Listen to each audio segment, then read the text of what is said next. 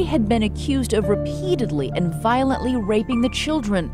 These medical records seemed to confirm that Ray had been railroaded by law enforcement.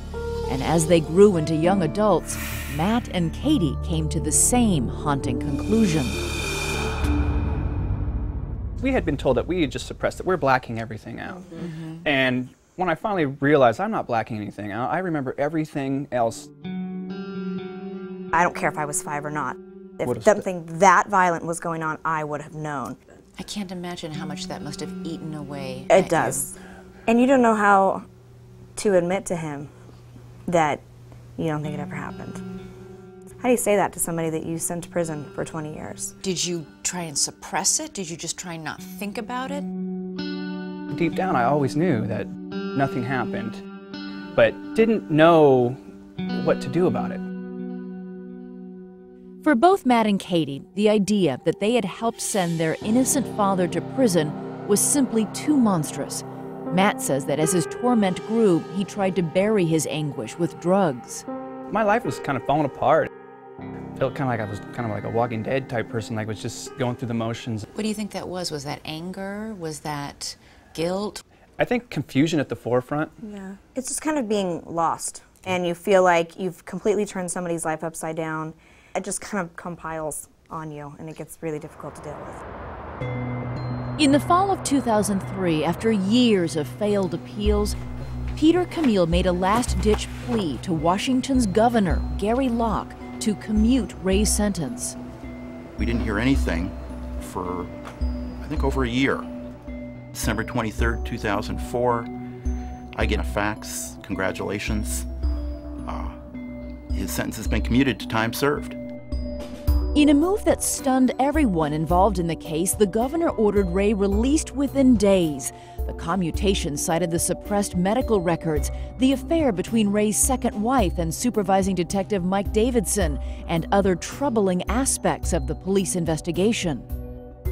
Governor Gary Locke's a very cautious man, and for him to commute this sort of sentence meant that there was something really rotten at the heart of this case. After 20 years in prison, almost half a lifetime, Ray was out. Investigator Paul Henderson met him outside the prison on the morning he was released. I said, "Ray, how happy are you?" And he went like that. They took me to this motel in probably the worst part of Seattle. There was nothing but drug dealers and hookers. But I thought I was in heaven. The first morning I waited till first light and I just walked for miles. Just because I could. What was it like to see him finally outside of a prison after all those years? Nice. Very nice. Do you remember what you did? Yeah, I gave him a big hug. No 3-second kiss then. No 3-second kiss. It was great. But their celebration was all too brief. Norma had to return to California to continue working, and Ray was legally forbidden to follow her. The commutation had not erased Ray's record as a convicted sex offender and all the restrictions that go with it.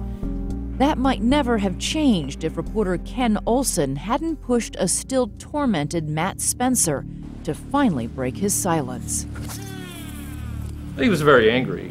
He didn't know why I was calling him or bothering him or bringing this up. He said that this had made his life very difficult, that he'd been, basically in agony for years over it. But over several months, Matt's resistance began to falter, and slowly he reached out to his father. For the first few months, it was just email. And I told Matt, whenever you want to talk, you call me. And that's when I was realizing, I'm like, this is what I need to do. I need to make this right.